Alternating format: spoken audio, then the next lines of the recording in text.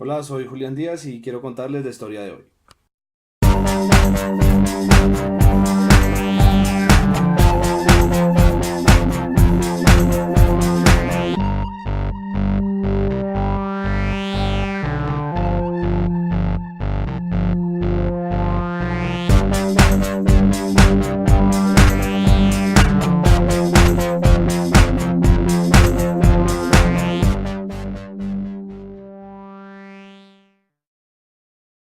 Bueno, pues este video se los debía. La semana pasada no publiqué, mejor dicho, el fin de semana pasada no publiqué video porque tuve un inconveniente familiar, entonces pues había generado ya expectativas sobre este video de Cuba, entonces pues nada, aquí les estoy cumpliendo. Cuba pues es un país realmente inquietante y realmente hermoso.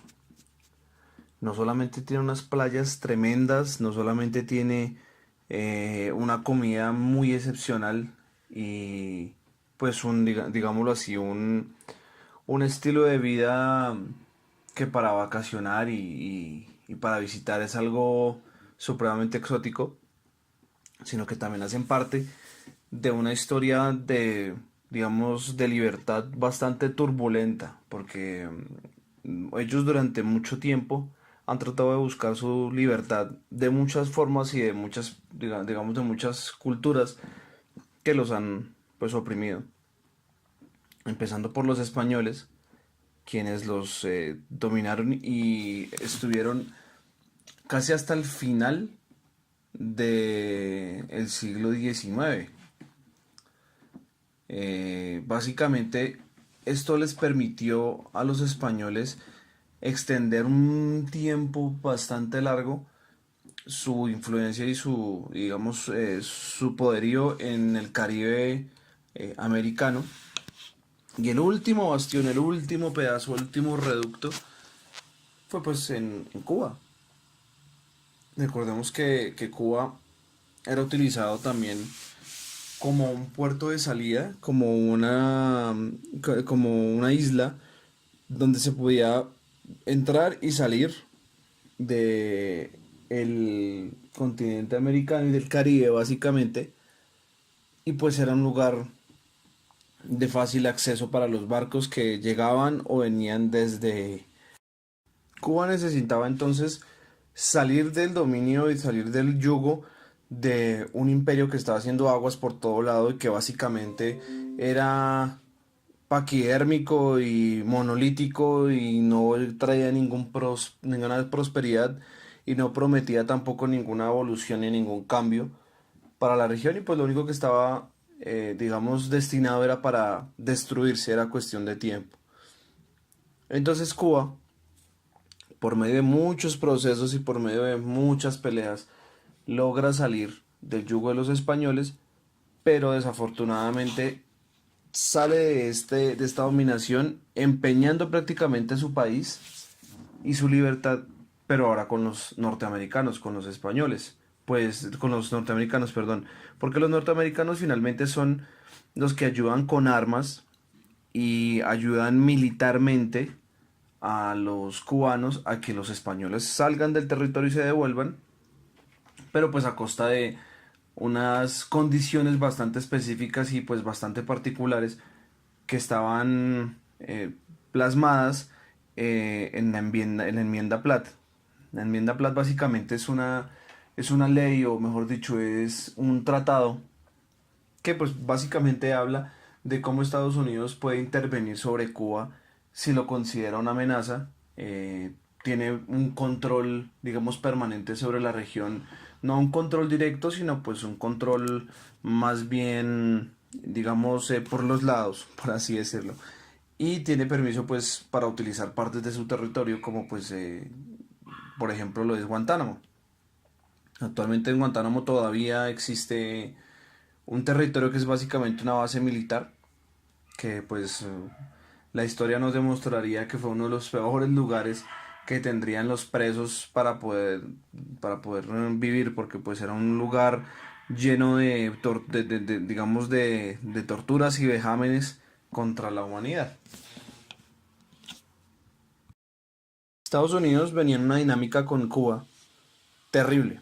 Esa dinámica era que pues los cubanos venían buscando, digamos, sus elecciones propias, venían buscando pues su propio camino como está mandado en toda la historia de todos los pueblos, pero pues siempre Estados Unidos tenía allí como una participación.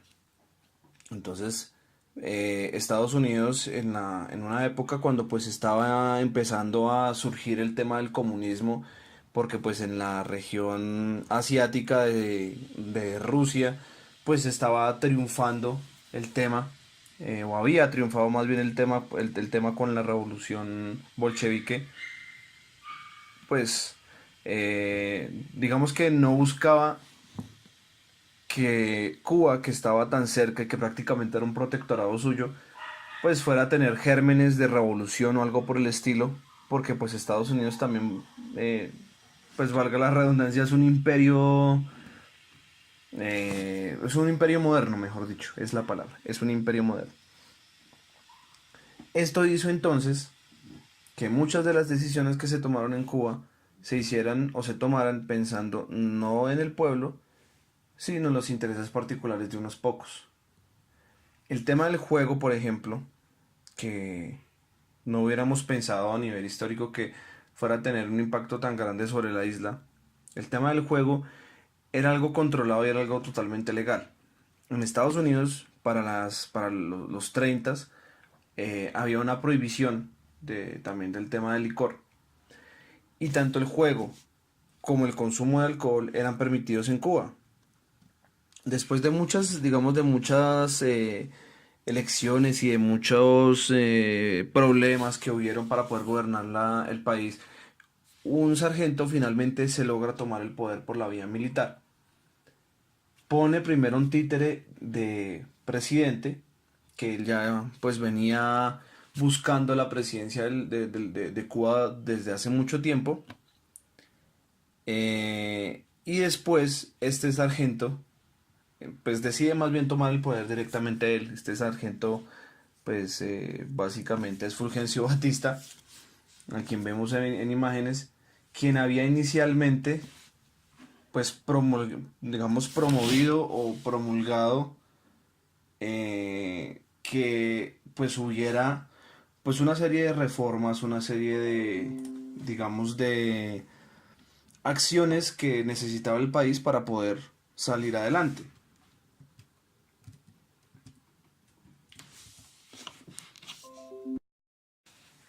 Antes que Fulgencio Batista tomara directamente el poder, Ramón Grau, que había sido un profesor y un médico, básicamente un médico, que había ayudado, digamos, a su pelea o a su, digamos, a su pequeña revolución, pues fue presidente, luego a él no le gustó, o sea, a Fulgencio Batista no le gustó y pues tomó directamente el poder.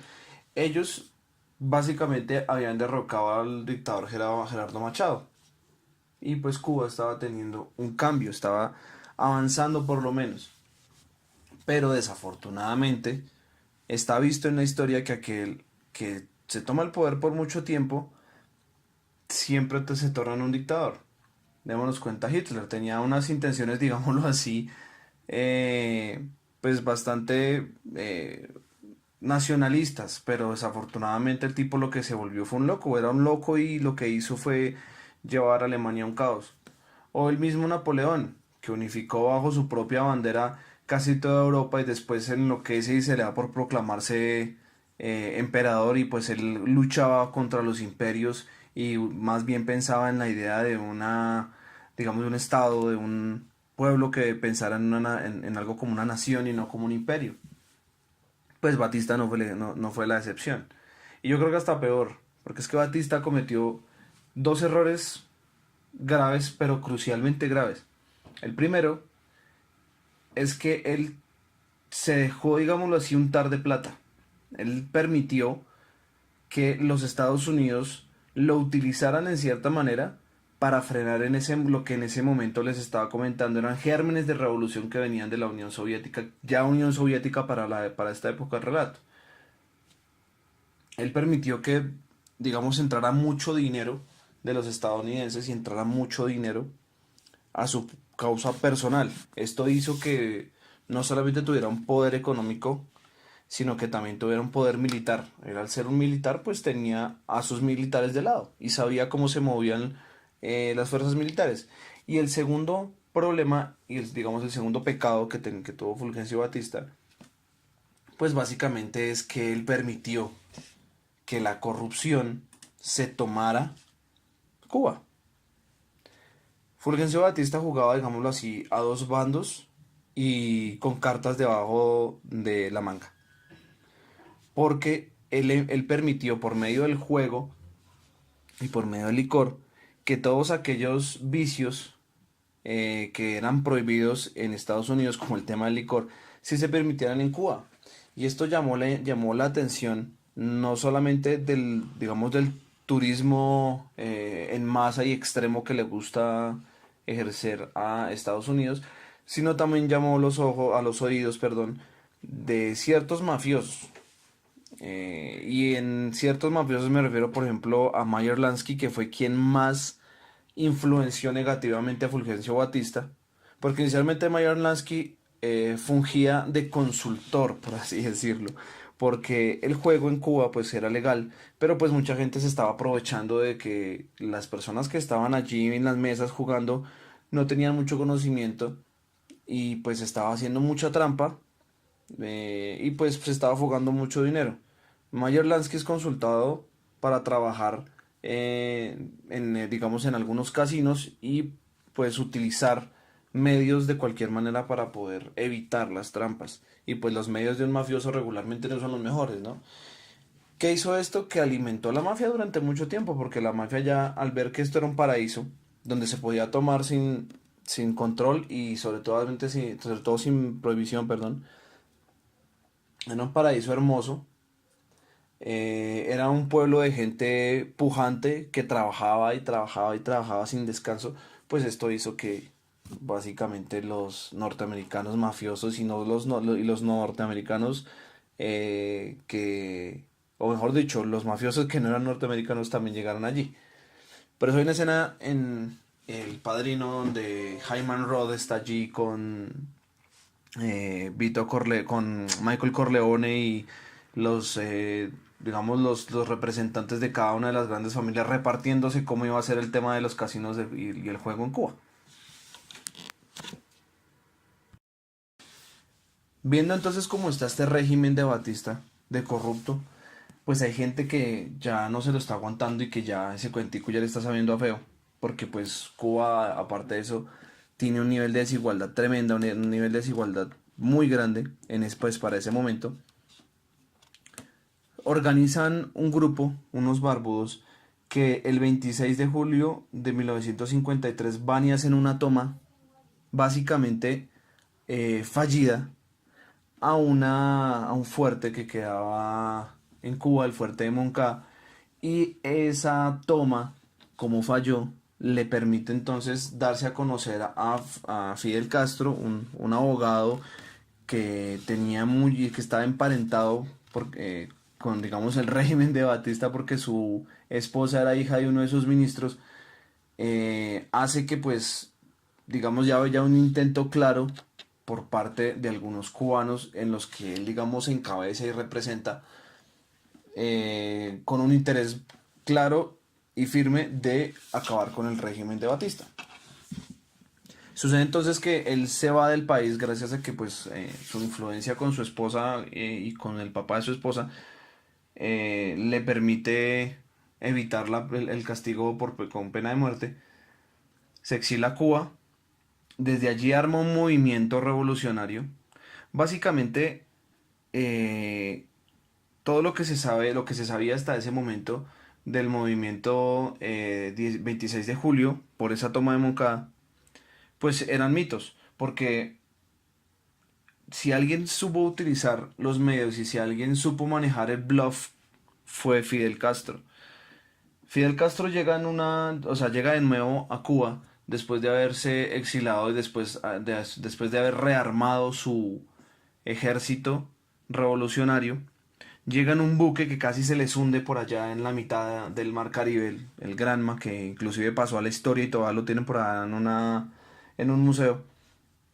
se arma, llega a Cuba de nuevo por ese Granma y se instala en un sistema montañoso, más exactamente en la Sierra Maestra, en Cuba, para, digamos así, armar de nuevo su ejército. Pero pues su ejército está bien diezmado, porque cuando ellos entraron de nuevo a Cuba con el Granma, pues les dieron bala. Básicamente el ejército de Fulgencio Batista ya estaba muy prevenido por ese golpe que habían dado ellos el 26 de julio. Digamos que las victorias que tuvo Elson fueron muy pírricas y muy pocas. Fidel Castro básicamente el éxito que tuvo fue saber manejar los medios y blofear con lo que realmente él tenía. Y así por medio de esas mentiras, como por ejemplo que en algún momento se fueron como 50 60 hombres a tomarse Santiago de Cuba, no lo hicieron, pero él difuminaba por la radio que él lo había hecho perfectamente y que pues no había tenido bajas y que había sido un éxito. Esto hizo que mucha gente que estaba realmente inconforme y realmente cansada en Cuba se le uniera. Y no solamente por eso, sino que también le ayudaba mucho el hecho de que el ejército pues ya había tomado parte en esto y pues ya estaban generándose o creándose muchas situaciones donde el ejército de verdad se pasaba con con la población civil, se pasaba. Entonces, cuando digámoslo así, cuando ya estuvo bien fuerte el ejército de Fidel Castro, entonces ellos hicieron una división para empezarse a tomar Cuba. Lo que hizo Fidel Castro es que partió su ejército en dos. Él y una parte de su ejército se fueron para Santiago de Cuba a tomarse Santiago de Cuba. Y la otra parte marchó directamente hacia La Habana. Ahí es donde se hace mítica y donde se hace, pues digamos, icónica la imagen del Che Guevara, que era un médico, básicamente él no era un revolucionario, sino era un médico que había salido de Argentina y que estuvo pues casualmente en México cuando se exiló Fidel Castro y ahora era fungía como digamos, el teórico central de su grupo revolucionario. Él se va a la cabeza de ese ejército que iba a tomar La Habana junto con Camilo Cienfuegos y pues esas dos tomas son exitosas. Esa toma es el 1 de enero del 59, pero básicamente lo que pues celebramos el 8 de enero es que después de que Santiago es tomada, Fidel Castro entra el 8 de enero a la ciudad de La Habana, une todo su grupo, une todo su ejército y es allí donde ya se consolida a la revolución cubana como quienes comandarían de ahí en adelante el poder en Cuba. Bueno, pues se pueden reflexionar varias cosas, pero básicamente la más importante de ellas es que no existe ningún país que haya tenido un solo gobernante que haya llegado, digamos, a un feliz término. Esa es la verdad. Cuando un solo gobernante se toma un país, ya sea un gran gobernante, ya se tenga unas grandes ideas o ya se tenga, digamos, un gran sentimiento nacionalista, pues desafortunadamente esos gobiernos regularmente en la gran mayoría de historias, dentro de la historia, tienden a desaparecer. Esa es la verdad. No es solamente el caso de Cuba. Yo les estaba comentando, por ejemplo, al inicio en las grabaciones, que a Napoleón le pasó lo mismo.